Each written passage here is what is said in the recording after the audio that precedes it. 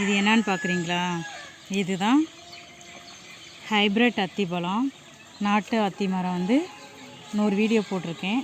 இது வந்து ஹைப்ரிட் அத்தி மரம், அத்திப்பழம். இது பார்த்தா திடீர்னு பார்த்தா பீட்ரூட்டு போலவே தான் தெரியும். நல்லா பாருங்கள், இது பழுத்ததுக்கப்புறம் இவ்வளோ பெருசில் இருக்குது. இதை தோலை சீவிட்டு, இதுமாரியே தோலை சீவிட்டு நான் பாதி உங்களுக்கு காமிக்கணுக்காக பாதி சீவாமல் வச்சுருக்கிறேன். இதுமாரி தோல் இருக்கும். இதை அந்த தோலை சீவிட்டு சின்ன சின்னதாக பீஸாக போட்டு, இங்கே தேனில் ஏற்கனவே நான் நேற்று ஒரு பழத்தை வெட்டி தேனில் ஊற வச்சு சாப்பிட்டேன். செம்ம டேஸ்ட்டாக இருந்துச்சு.